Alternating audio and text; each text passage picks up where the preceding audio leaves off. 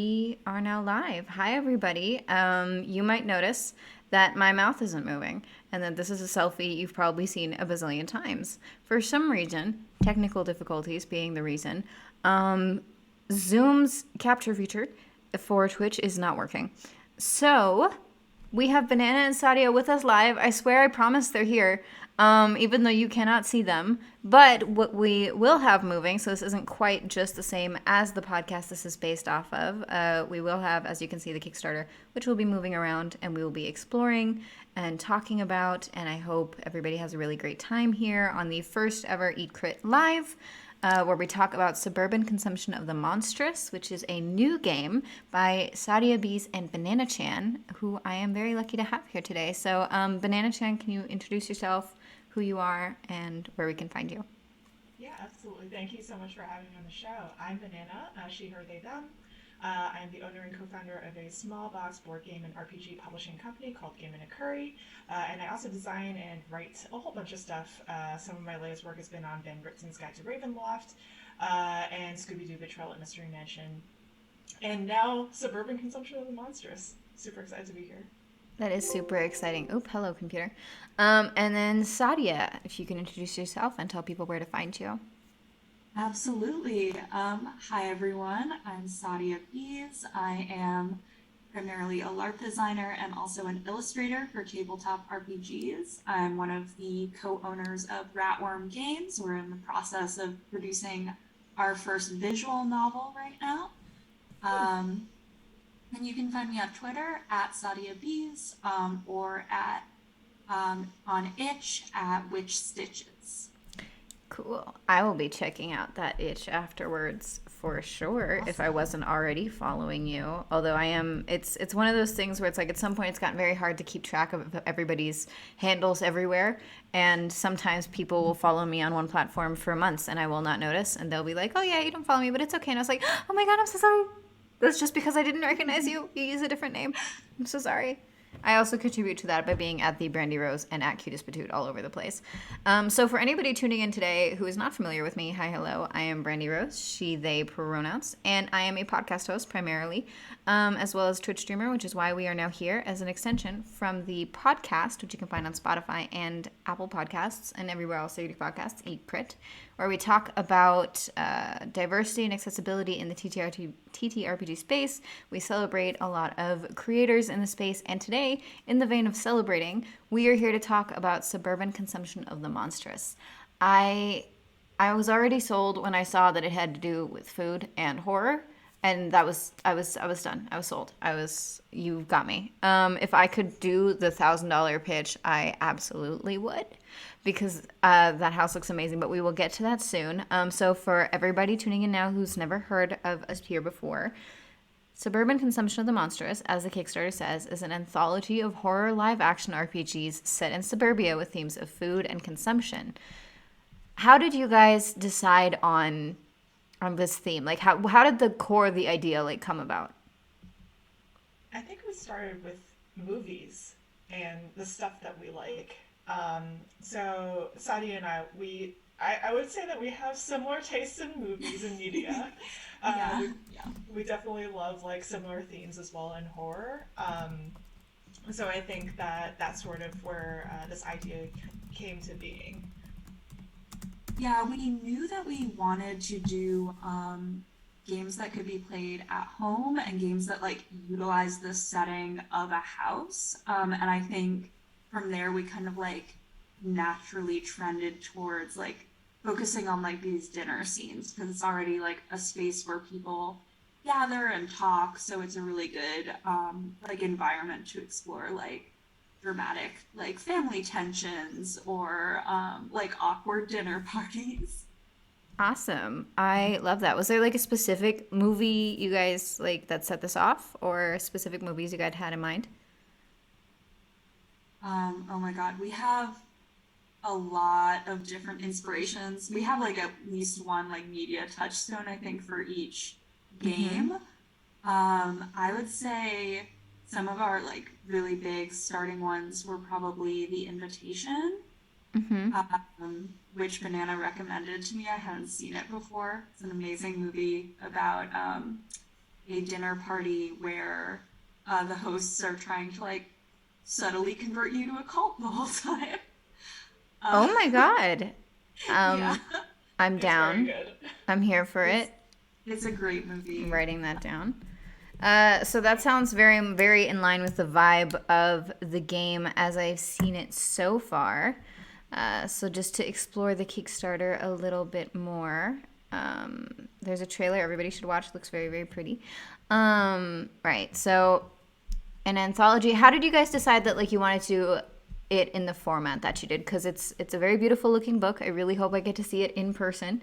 All printed out and nice. But how did you guys decide on an anthology? Like, how did you decide the vehicle for this story? So I think it falls into the nature of the LARPs that we've chosen to write.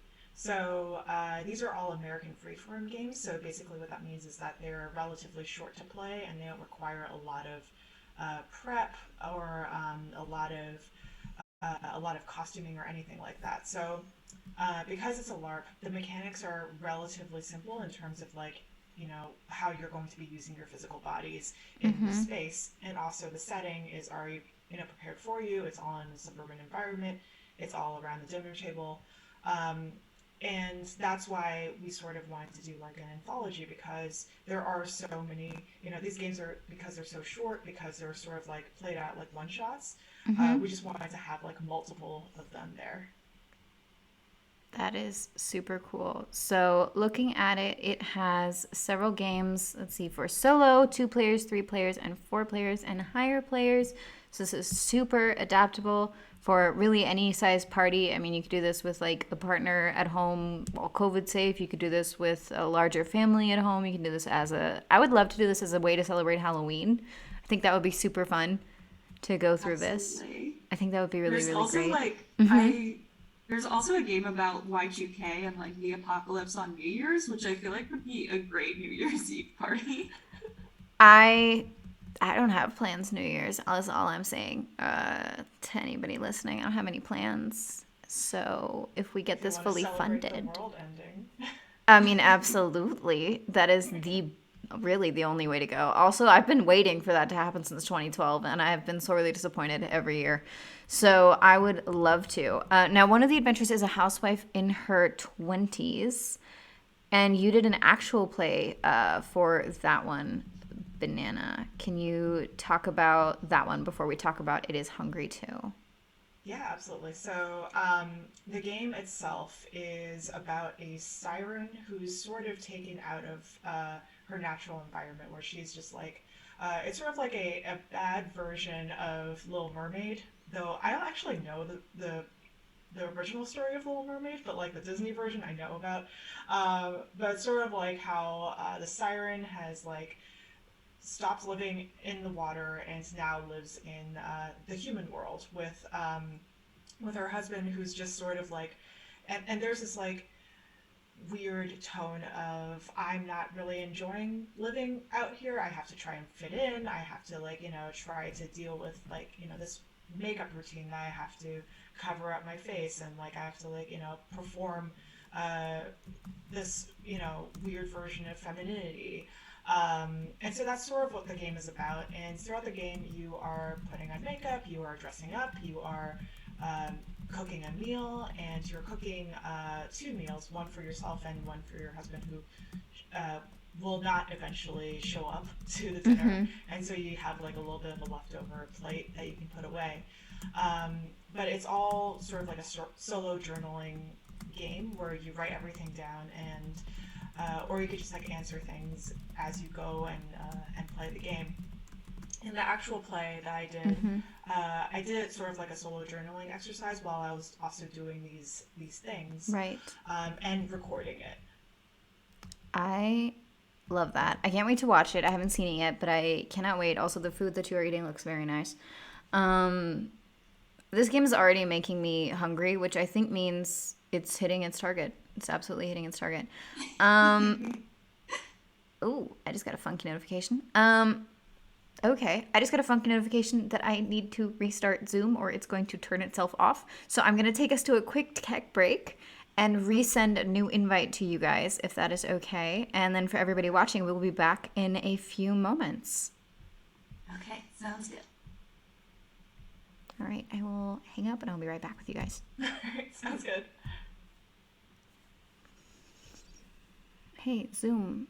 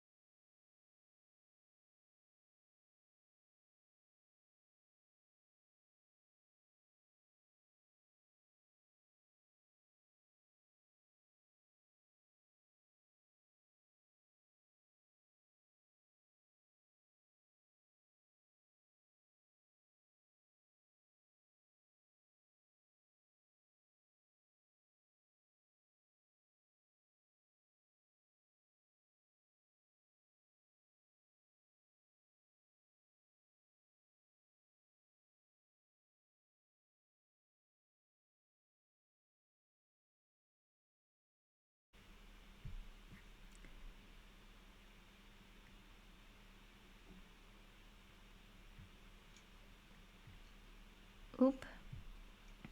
Took us to the wrong screen. Hi, hello, everybody. We are back. So sorry for the break for technical difficulties, but we are back with a nice treat. We are going to be talking about Sadia's actual play, which is It Is Hungry Too. So what was that like? What was that about? Yeah, so It Is Hungry 2 is one of our other solo games. It's a game where you prepare dinner for yourself and also dinner for the monster in your basement. And then you go and sit in the dark in the basement and eat your food together with the monster. Um, Whoa. so, yeah, It's very good. the monster a lot of weird things. Like you feed it like your fingernails and like pieces of your hair, and things like that. So, Delicious. Look, yeah, just all good stuff. all good stuff. All stuff you need to be a nice, growing, healthy monster. Uh, Yeah. that is so much fun. I would love to do the solo adventures on the show, and I would love to be able to play these and the three-person adventures maybe with you guys here sometime. Should Zoom and Twitch cooperate? But I love these. So there's also one called TV Dinner, and then there's some for two. Do you guys have, apart from the ones that you played, do you guys have like a favorite that you've written that you would really like to see played? I mean, my favorite is still We Made a Fake Child. Like that one is absolutely my favorite. And I talk about this like every interview we've had. I know Sadia's probably like sick of me like talking about it. No, I think it's very sweet and flattering. I love Ooh. you're using my praises. So you wrote this one, Sadia? Yeah, yeah. I was like the lead designer on that one. Okay, so for everybody listening, before we get to go into the praises, we're going to read out for anybody who can't read it properly on the screen. We Made a Fake Child is an adventure where a couple decided to create a child through witchcraft after failing to have a child another way. They have made the sacrifices, they have cast aside their former lives, and this is the new life they've created. Normalcy built over a framework as delicate and as certain as a wish. They play their part and they fulfill their duties, and each night their perfect child is created anew. In between bathing their child, brushing their hair, feeding them, singing them lullabies, they must fulfill the child's other needs, its inhuman ones. As long as they do, they can make the wish each night and the wish to awake with their perfect child to repeat another normal day. It's best not to dwell on what happens if they don't. Oh my God. I want this as a movie. I want a movie. I want a really scary miniseries. Have you seen Lamb? I haven't. Is that what it's inspired by?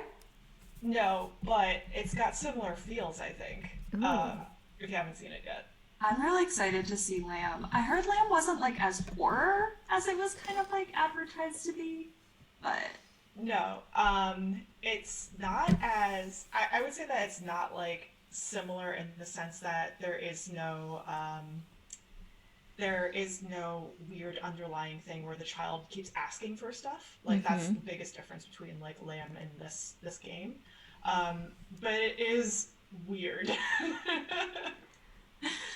I love it because I feel like with a game, the way that this is like written, I feel like there's so much room for improv and for creativity to come up in between. I would absolutely love to play this out with somebody. I feel like these are going to be also really great inspirations for some very cool, very, very cool video content from players across our communities. I think that would be really, really cool. Sadia, what's your favorite one? If you can name one of the adventures you guys have. yeah.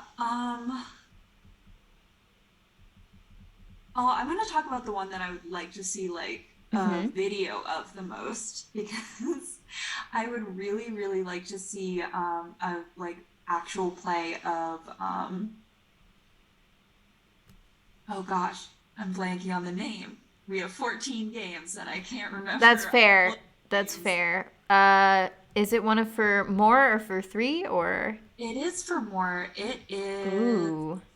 By Your Hand, is the one that I would Okay. really love to Mm-hmm, see mm-hmm. an actual play of because By Your Hand uses a lot of like techniques that are kind of like based on like theater. Mm-hmm. It has like a mechanic where ghosts deliver monologues at important points during this dinner. It's like a serial killer and their next victim sit down to dinner.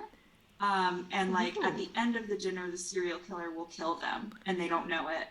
But they're also surrounded by the ghosts of the serial killer's like previous victims who are like pausing the scene and like giving monologues and like backstory and Ooh. exposition. I definitely feel the Hannibal inspiration now.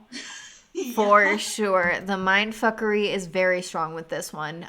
That sounds like such a cool exercise. Just also like yeah, theatrically, that just feels like a really, really cool thing to play through. I am obsessed with both The Eve of Y2K and What Lies Beneath. What Lies Beneath is right underneath it, so I just saw it and I was like, oh, a family sits down to a normal dinner, absent the youngest who has recently died. There is a monster beneath the table, and there are secrets that no one dares to say. So the influence of the monster, secrets are revealed until the family is taken over by its presence. I am obsessed with this. And then you guys have some visuals for a bunch of your things. Getting a little midsummer vibes from the Clarity Comes to Dinner visuals. Oh yeah.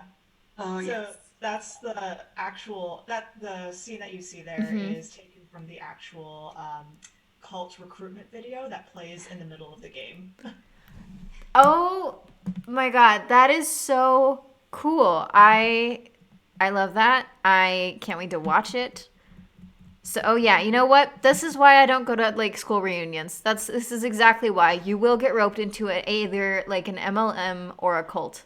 And that seems like the premise. If you are a group of old friends from college reuniting for a dinner party, one of your friends lost contact for 2 years, and they're hosting the party out of the blue with their new friends. What the other characters don't know is they are trying to convert them to their death cult, Clarity. I love this. But before we just wax poetic about the adventures, because I could do that all day, these are really cool. You guys are so creative, and I want this to be backed so, so badly. Let's talk about the rewards and the Kickstarter. So let's go through the rewards because we have time. We can do that. Let's talk about the book. Yeah, What Absolutely. was the process for you guys for designing the book with the other artists? Because it says you have full page illustrations from 7 artists. There's the 14 games. Might even upgrade to color if you hit that stretch goal. So what was that like putting that book together? Yeah, so I'm the art director for the book as well.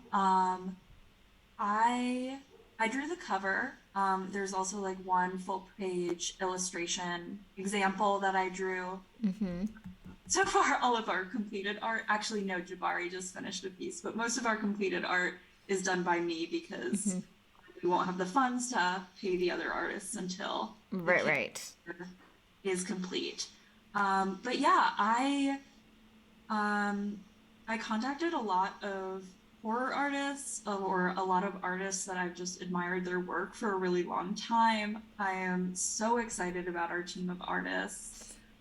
We have Trevor Henderson, who is very famous for making like kind of like weird cryptid type monsters edited into like photographs. We have Jabari Weathers, who like if you're in Mm-hmm. games, you've seen their work. Their work is everywhere. I first saw their work in Bluebeard's Bride. It's incredible. Oh, yes. I am familiar with Bluebeard's Bride. I feel like you can't be in the TTRPG space for too long without encountering Bluebeard's Bride. Yes, yeah, they did a bunch of the tarot card art for that. Oh, Um, that's so cool. yeah. Moro, who I just found because they do a lot of like Dark Souls art that's really dope, or Bloodborne art. Mm-hmm. Tom Horseman does some art for another horror author who I know. Their work is amazing. Kristen Jang, I don't know how to pronounce his last name, um, but he does like these really, really intricate black and white ink drawings that are incredible. And then Koei Kun. I've actually been a fan of Koei since I was like 16. Oh, And that's always cool. yeah, he does a ton of like horror, like creature design and like comics. Um, and I'm a huge fan of his work. I love that. I love the cool thing about being creative in this industry is you get to work with people or like come in contact with people that you really admire. Yeah. That's always such a gift, and then you get to like create something really really cool with them. And so I also see you guys have extra perks. Enamel pin. You can always get me with a good enamel pin. My backpack in back way back when I was in college was made of denim, so it looked like a jean jacket. So because I can't commit to shit and put stuff on my jean jacket, I just had a bunch of pins and like patches all over my backpack. And you'd get me with that enamel pin anytime. It's very cute, very haunted house. Digital dinner invitation, which is super cute. I always love interactive stuff like that. Stuff that makes a game easier to host and plan are always great perks. Bookmark, placemat. You guys have a lot of really cool, like beautiful art prints as well. I'm obsessed with the main image for the promotional materials, which is that dinner table with like the tooth on top, because teeth are creepy, really creepy. Like if you just Wonderful. think about them, just a Oh free floating one with like just that's it shouldn't be free floating. It should be in somebody's mouth. It's very creepy. I love it. The teeth Ew. the teeth are a lot. I love it. But I really love that. That's my favorite image from the like promotional art and from like the Kickstarter is that gory, interesting perspective dinner table. So you guys, everybody watching and everybody watching the VOD, you should go snag one while you still can. I love that you guys have so tell me about this cutlery set and poison vial because physical rewards not a part of everybody's Kickstarters because it can be a little difficult. How did you guys come up with some of those things for the Kickstarter? Yeah, so I think our publisher that we're working with right now, Pelgreen Press, Hmm. when we were brainstorming some ideas, they had suggested, having like a poison vial because our games do Yeah. touch a little bit on poison. There is this one specific game, one specific Ooh. two-player game that has poisoning involved. So that was something that we wanted to offer. The cutlery set, we wanted to offer that as well because you are going to be at dinner and you're Right. going to be eating. So this is like a 5-piece set. It's 2 forks, a knife, and 2 spoons. I think initially we wanted to have like a knife, and then we realized that people might do things with said knife, and we didn't want to encourage like anything too bad. Fair. Very, very fair. But a cutlery set is just a cutlery set. Anybody can buy a cutlery set. I also love that they're engraved. They got that little creepy tooth. I feel like anybody who has this in their home, you have an instant conversation starter for any dinner date you invite over for the first time, because they're going to have so many questions. The first one being like, why the fuck is there a tooth on this spoon? And instantly you can introduce them to this game. So really this game will be helping people get second dates all across the world if you back this and if you get the cutlery set, which like I love. I love the fruit painting. Banana, you painted that? I didn't know you paint. Yeah, I do paint. When I was going to college, I was going to go for painting and illustration, but then I ended up doing video instead. As it goes. I do a little bit of it still on the side. Well, it's beautiful and creepy. Are those worms? Are those teeth? Those are teeth. Okay, I'm not wearing glasses, and I didn't want to zoom in because I didn't want to ruin the thing, but I saw white, and I was like, white in fruit. Interesting. I love that it has teeth. I love a food that can bite back. And then this haunted house. Whose idea was this haunted house? And what? It was Sadia's. Yeah, it was mine. I've just been really into mini painting recently. So I was just thinking about how awesome it would be to like do custom haunted houses for people. It absolutely would. Some of my earliest memories are floating around craft stores behind like whatever adult dragged me to a craft store, and I always ended up at the back where they sell these like $800 doll houses that you have to like put together and paint, and I was like, wow, that is so much nicer than my actual house. I would absolutely love this. And a goal as an adult is to have enough money to burn to be like, I'm gonna do it. I'm just gonna get one. Because I've seen some really cool, and there's some really cool people on TikTok that like flip old doll houses into like haunted houses. Yes, there's one who I really love who just like it'll be a TikTok video and it's just her building up grime in the bathroom, like to use. Yeah. Amazing. Jesus, the dedication. I love that. The model looks gorgeous. So it's 3D printed? Is it the entire what is the house made of? I think it's made out of a plastic. Yeah, it's 3D printed. There's no like real interior to the house. It's just like a very nice exterior, but very nice. Lights inside of it, so the windows glow. I mean, I would love this. If this was in my bedroom, I would never sleep again. It's giving me very, I don't know if anybody else read this, but I actually read this still in the United States because it was like part of like the curriculum reading for elementary school, but there was this like murder in the dollhouse book where there's a murder, and this feels very in the line of suburban consumption, but there's like there was like some murder, somebody's like grandparents, they got murdered way back in the day, and now the family lives in the house, and they found this old dollhouse, which is a replica of their house. And when they wake up, when they aren't paying attention, suddenly the people in the dollhouse, which were made to represent like the original kids, so like the mom and her parents, the parents are where they were brutally murdered in the house. And it helps you solve the murder because they're like pointing to things as like dolls in there, and they are pointing to things in the replica of the house that mirror actual things in the real house. And in the end, it helps them uncover who killed them all those years ago and like what happened. I need to find this book. It's very good. It's very, very good. It has stayed with me for 20 years in my head, and it scared the living shit out of me because I had a dollhouse. And it was not based off of my house, of course, but I had a dollhouse, and it freaked me out for a good 6 months until I like calmed down a little bit more.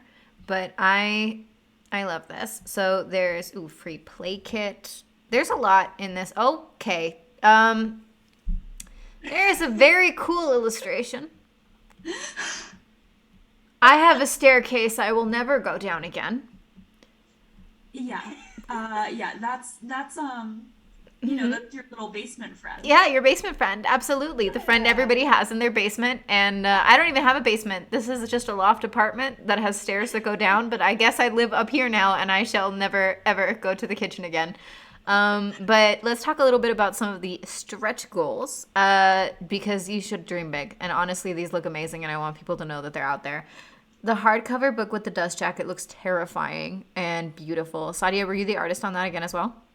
Yeah. Jesus Christ, you are very, very Really talented. proud of it. It was like a very exciting project to like figure out because like the dust jacket's translucent, Right. so to figure out like a second piece of art that like overlays and like works well with the first piece.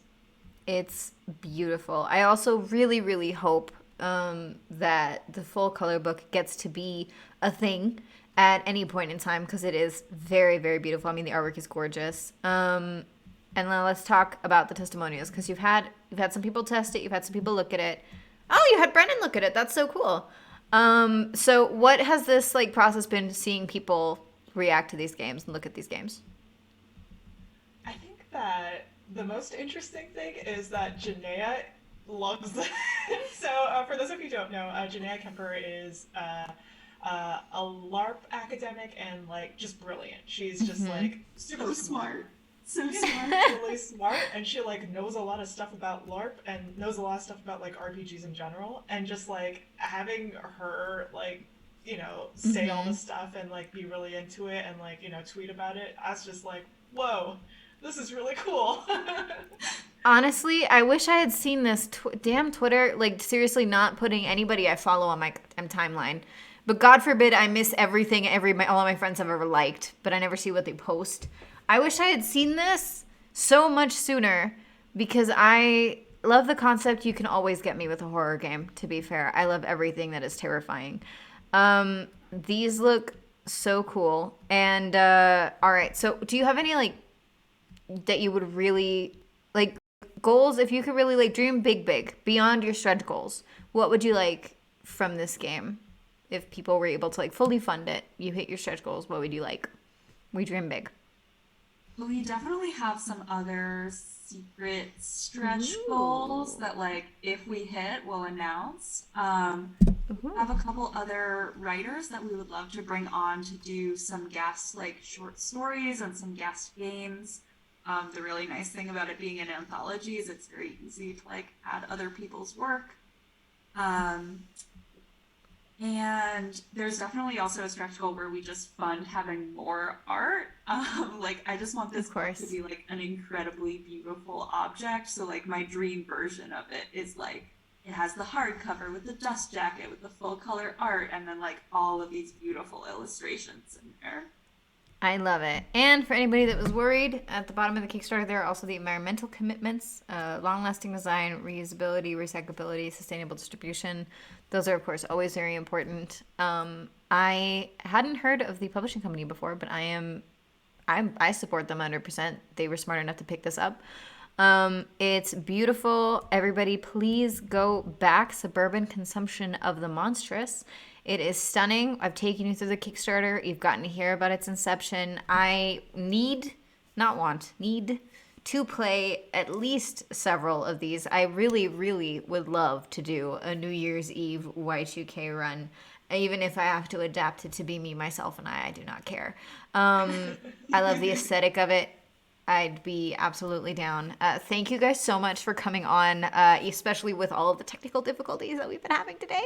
More than I've ever had in my entire career as, not even as a streamer, as an entertainer. I've never had so many technical difficulties at once. So thank you for bearing with me and for being part of the first live episode of Eat Crit, which is currently my like podcast baby. So thank you. Thank you for being here. Thank you so much for having us. This was super Yeah. fun. It was so lovely to meet you. And yeah, I really appreciate you having us on. Of course. So everybody, please, I have dropped the link. I will drop it again.